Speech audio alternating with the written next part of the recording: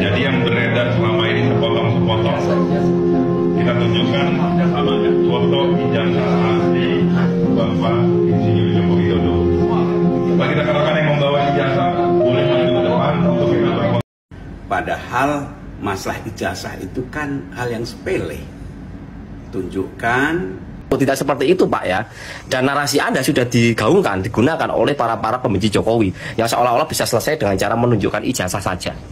Sekarang begini ya, secara etika, orang yang menuduh dan yang dituduh itu untuk membuktikannya itu kan konyol, ya. Memungkinkan tidak kalau dari Pak Jokowi langsung saja menunjukkan ijazah aslinya? Jadi gini, kalau terkait ijazah palsu yang ditunjukkan kan sudah ditunjukkan sama puslapor. Saya bicarakan masalah siapa yang Anda percayai, siapa yang Anda tidak percayai. Anda tidak percaya pada mantan presiden, tapi di sisi lain Anda percaya sama mantan napi yang mencuri panci. ini kebodohan menurut saya, logika yang tidak masuk akal. Guys, kenapa ya kira-kira Jokowi sampai sekarang nggak mau nunjukin ijazah aslinya ke publik? Kira-kira kenapa ya? Ada yang tahu nggak kira-kira kenapa?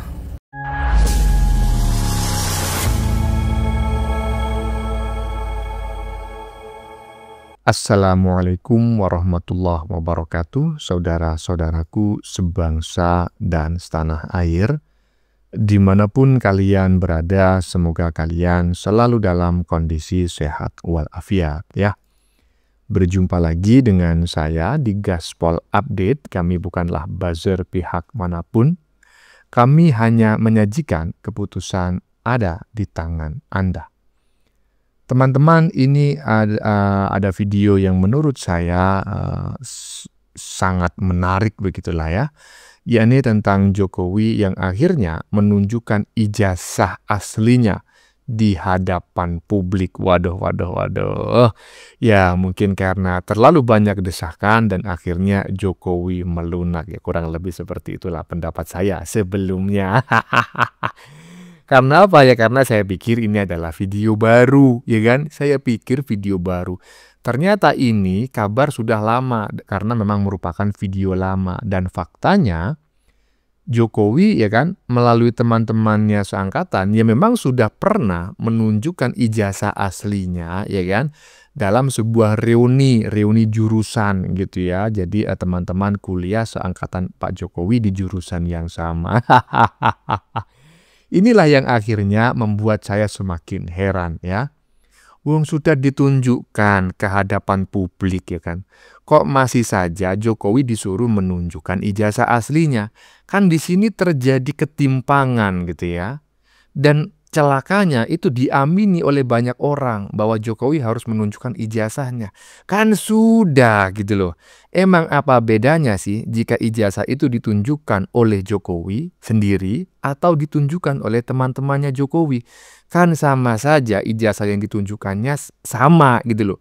Justru kalau yang menunjukkan itu adalah teman-temannya, artinya teman-temannya juga melegitimasinya bahwa ijazah tersebut sama persis atau ya sedikit identik lah begitu ya dengan ijazah yang mereka miliki gitu loh.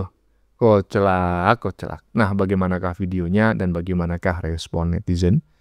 Mari kita tonton bersama, kemudian mari kita komentari bersama di bagian akhir video. Ini dia.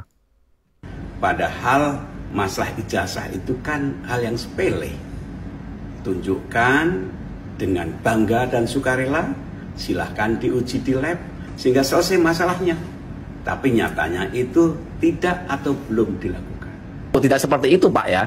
Dan narasi Anda sudah digaungkan, digunakan oleh para pembenci Jokowi yang seolah-olah bisa selesai dengan cara menunjukkan ijazah saja.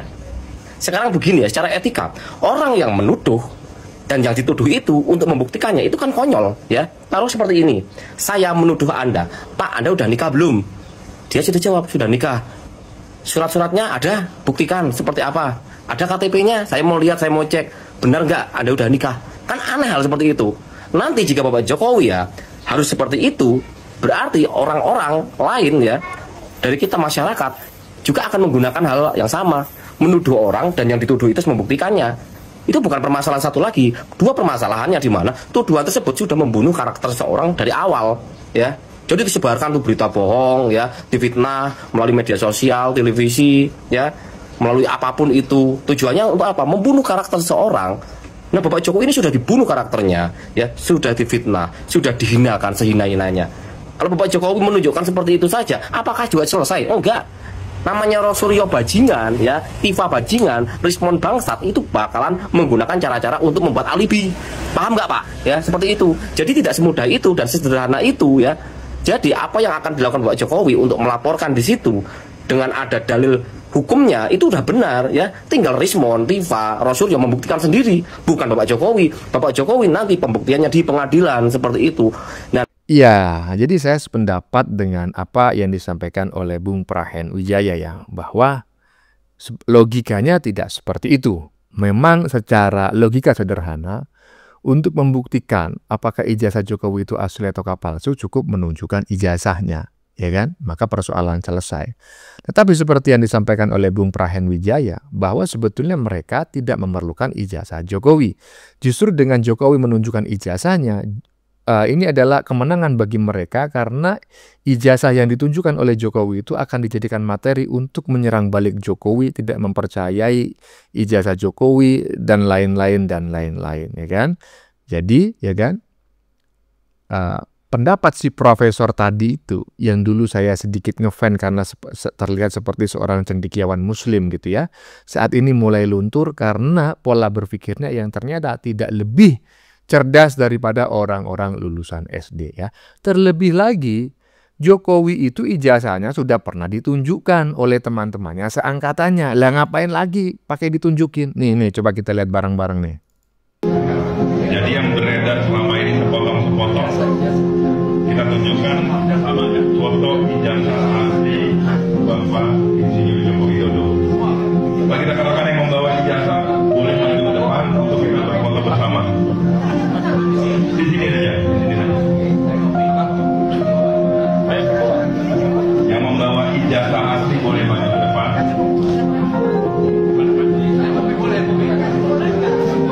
Yang membawa ijazah, semuanya yang bawa, semua yang bawa.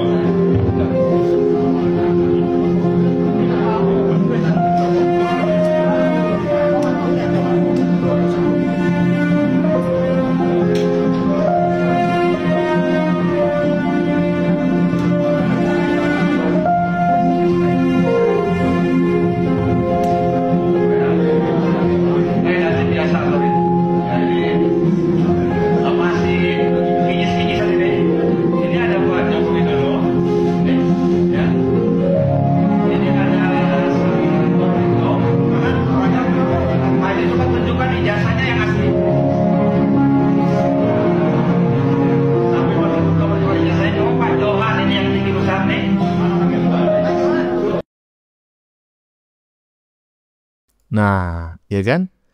Jadi dalam sebuah acara yang berlalu sudah cukup lama ya, teman-teman Jokowi seangkatan yang melakukan reuni tidak hanya menampilkan atau menunjukkan foto-foto pada saat wisuda, ya kan, pada saat kuliah, tetapi juga menunjukkan salinan atau foto ijazah asli Jokowi. Lah, apalagi yang harus ditunjukkan? Apakah harus Jokowi yang menunjukkannya sendiri? Bedanya apa coba?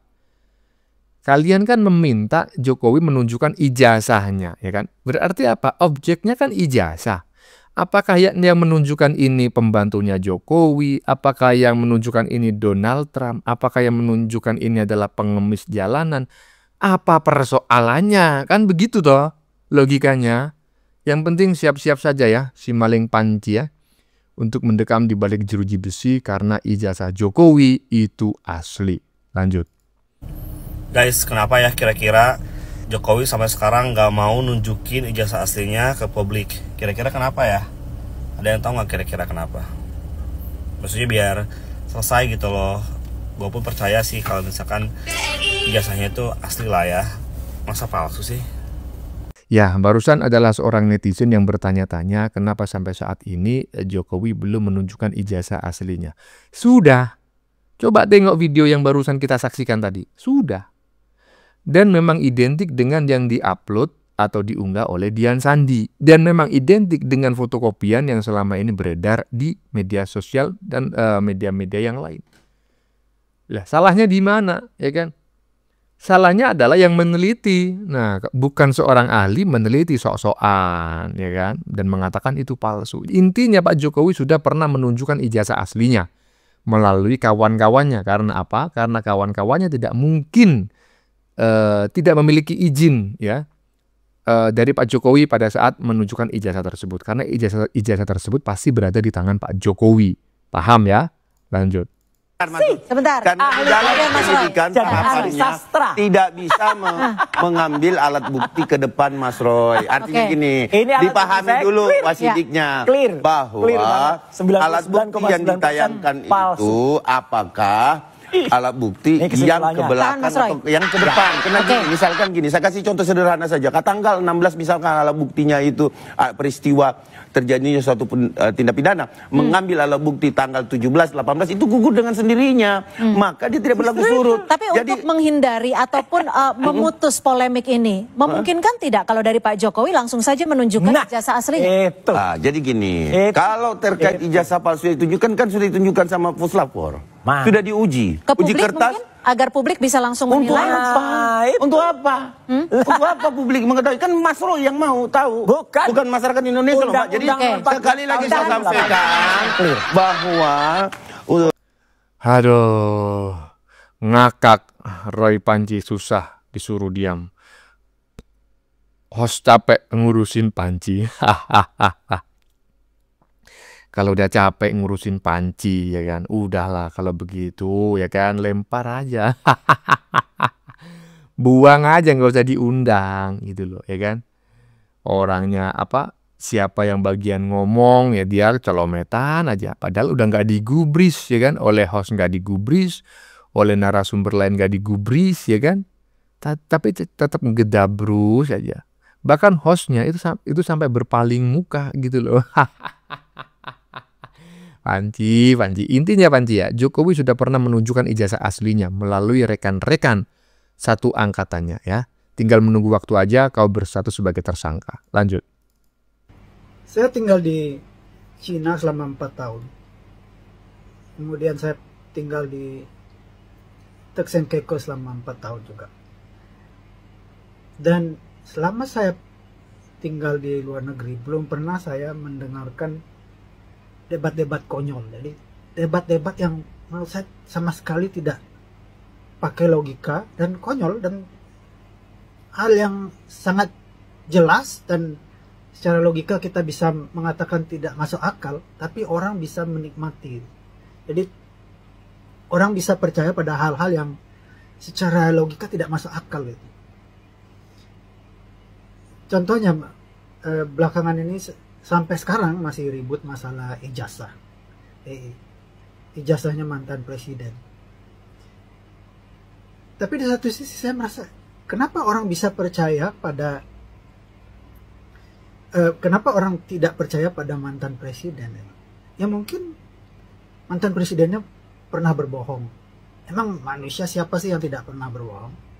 Kalau Anda merasa tidak pernah berbohong selama hidup Anda, mungkin Anda adalah manusia yang suci dan tidak tersentuh oleh dosa sama sekali.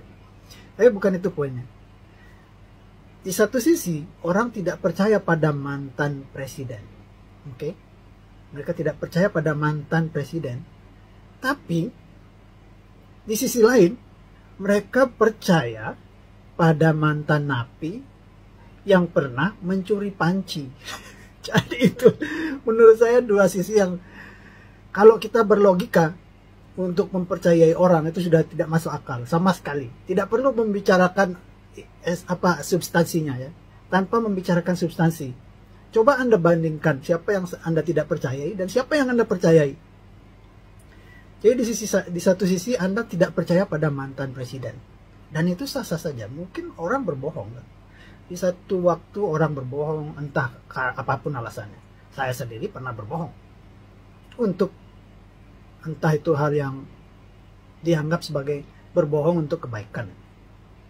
Ya kadang-kadang kita dalam posisi tersudut dan pada akhirnya kita harus, boleh buat saya bohong lah gitu.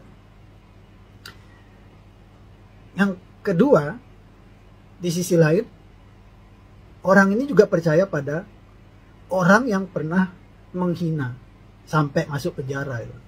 Orang ini pernah membuat sebuah meme yang akhirnya membuat dia masuk penjara. Jadi dia masuk penjara kemudian jadi napi.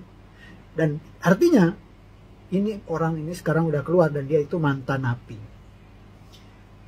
Jadi di satu sisi Anda tidak percaya pada mantan presiden, tapi Anda percaya pada mantan napi. Dan orang tersebut diberitakan mengembalikan aset negara sebesar 500 juta. Di mana sebenarnya nilai itu sampai sesungguhnya yang dituduhkan dia bawa pulang itu adalah sekitar 9 miliar. Tapi yang dikembalikan 500 juta. Nah, jika seandainya seseorang dituduh mencuri, kemudian mengembalikan barangnya, artinya apa? Terbukti dia mencuri. Kalau dia tidak terbukti mencuri, ngapain dia mengembalikan barangnya kan? Nah, jadi ini logika sederhana saja. Saya tidak bicarakan masalah isunya. Saya bicarakan masalah siapa yang Anda percayai, siapa yang Anda tidak percayai. Anda tidak percaya pada mantan presiden, tapi di sisi lain Anda percaya sama mantan napi yang mencuri panci. Ini kebodohan menurut saya, logika yang tidak masuk akal. Dan berkaca pada pengalaman saya bekerja di negara lain itu, selama 8 tahun saya tidak pernah mendengarkan diskusi konyol seperti ini. Dan banyak orang yang percaya gitu. Jadi di satu sisi saya tidak percaya sama mantan presiden ini karena dia sering berbohong.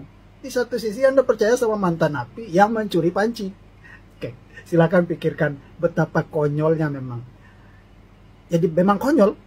Makanya kalau kita punya logika, ini hal konyol. Kalau misalnya seandainya ya, satu sisi ini mantan presiden yang tidak dipercayai. Di sisi lain yang membicarakan ini adalah orang yang sangat bersih, tidak pernah korupsi, tidak pernah berbohong. Kehidupannya benar-benar suci. Saya masih, oke lah, saya dengarkanlah kata-katanya. Tapi untuk mendengarkan mantan napi yang pernah mencuri panci, itu adalah salah satu kekonyolan, di mana kita tidak mempertanyakan, mungkin tidak mantan napi ini sedang berbohong. Iya, menarik sekali. Apa yang disampaikan oleh netizen barusan yang mengatakan pernah tinggal di Cina selama 4 tahun. Dan selama 4 tahun tinggal di Cina, dia belum pernah melihat diskusi yang macam kayak gini. Nah inilah, ya kan? Inilah yang menyebabkan bangsa ini selalu mundur. Jadi orang-orang seperti ini seharusnya dikasih hadiah rudal, ya kan? Atau granat gitu kan. Hal terkonyol yang terjadi di negara saya. Tidak percaya pada mantan presiden, tapi percaya mantan napi. Sebetulnya bukan percaya pada mantan napi ya. Yang percaya kepada mantan napi ini persentasenya dari seluruh rakyat Indonesia kurang dari 1%. Itu saya yakin, ya kan. Cuma masalahnya orang yang kurang dari 1% ini ada penyandang dananya sehingga mereka selalu tampil di televisi dan lain sebagainya. Sehingga mereka terkesan banyak ya. Lanjut. Op, apa lagi nih? Kok siapa? Nyuruh Polda menghentikan kasus ini. Kok siapa? Hah? Udah balik panci semua? Hah? Udahlah Roy Panci Suryo dan geng Panci. Bentar lagi kalian tuh pakai baju oranye, apa lagi? Udahlah, terima aja. Kan mulut-mulut kalian, yang timah kalian. Jadi sekarang jangan sok-sok nyuruh Polda menghentikan. Kok siapa?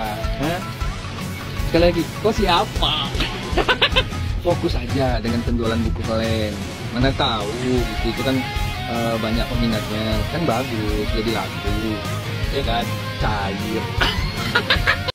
Dengan segala hormat kepada Polda Metro Jaya, kepada Mabes Polri, ya kami meminta segera tetapkan teroris ini menjadi tersangka, segera tangkap mereka, tahan mereka, karena memang mereka merusak nalar publik, mereka merusak media wacana, semua di media-media kita. Mereka, apapun yang mereka sampaikan narasinya, semua tidak ada yang benar, semua narasi-narasi kebohongan. Pak Jokowi ini mantan presiden, anaknya wakil presiden. Prabowo itu koleganya, itu teman akrabnya. Masa aja nggak bisa intervensi Kapolri? Kan logikanya gitu tuh. Dan menurut saya, makanya saya selalu bilang begini, saya sangat menghargai kawan-kawan yang sekarang ini dalam proses mendesak kepolisian untuk menaikkan statusnya Roysuryo dan kawan-kawan. Tapi saya pribadi sendiri ya, teman-teman relawan ya kan kawan-kawan kita semua ya. Tapi kami sendiri itu ngerasa memang tak perlu didesak pun sudah sampai barangnya. Oke. Gitu, jadi udah sampai itu barangnya, tinggal ditunggu aja gitu, tinggal ditunggu aja. Makanya saya selalu sampaikan ke Roysuryo, persiapkan mental karena di penjara nggak enak. Tunggu bang, mereka begitu percaya diri loh. Mereka begitu percaya diri. Nggak apa-apa juga. Orang percaya diri itu nggak apa-apa kan. Percaya diri itu tidak selalu linear, Bill, sama persoalan kemampuan diri. Betul. Kan gitu loh. Kan itu nggak terlalu linear gitu. Nggak akan selalu linear itu. Jadi kalau mereka percaya diri, menurut saya sih bagus-bagus aja gitu loh. Tapi bahwa akhirnya kita sudah masuk fakta hukum, misalnya begini bang. Ini kan proses hukumnya sudah disampaikan oleh kepolisian, sudah masuk pada proses penyidikan. Nah, proses penyidikan itu berarti sudah ditemukan tindak pidananya. Kan begitu ya? Nah, kalau sudah ditemukan tindak pidana, berarti sudah alat bukti yang ditemukan. Tinggal lagi bagaimana menetapkan siapa saja yang menjadi tersangka ini. Si A, si B, si C, si D, kan begitu loh. Dan kapan? Dan inilah yang akan dilakukan oleh kepolisian dalam waktu dekat. Kan begitu loh, ditunggu aja. Kan gitu, tunggu aja. Dan begini ya, dalam kondisi negara kita yang tidak baik-baik saja, dalam kondisi masyarakat kita yang ya cenderung memang kepercayaannya juga sedang turun terhadap pemerintah dan lain sebagainya gitu, kan juga harus hati-hati nih, apalagi soal penegakan hukum. Jadi harus betul-betul firm betul. Jadi ketika memang disampaikan bahwa si A, si B, si D tersangka, ini alat buktinya dan sebagainya, yang tidak terbantahkan. Nggak ada celah lagi. Tidak ada celah lagi dan tidak juga digoreng bahwa ini bagian dari kriminalisasi.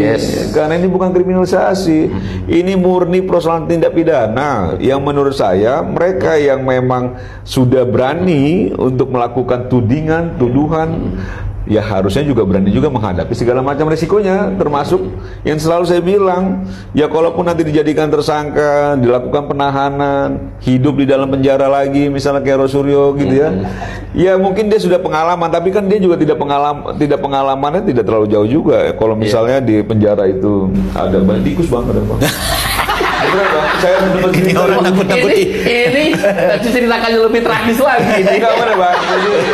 Itu kan Bang Egy juga, Bang Egy Suna kan pernah bilang juga. Ada. Banyak tikus, makannya juga nggak jelas kan gitu ya.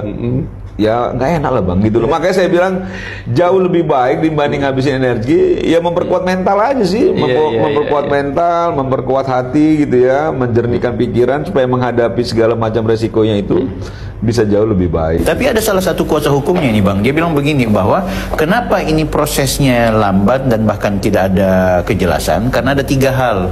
Pertama memang tidak ada unsur pidananya, yang kedua adalah tidak cukup bukti, yang ketiga demi hukum itu sendiri. Itu Pak Sangaji lawyernya yang di depan Bareskrim dia umumkan. Jadi memang harus di SP3, tidak bisa dilanjutkan kan gitu. Sehingga itu mereka justru melanjutkan ke Bareskrim terkait temuan mereka yang baru itu yang ambil sampah, legalisir KPU dan KPU gitu. Kertas yang bungkus rokok itu.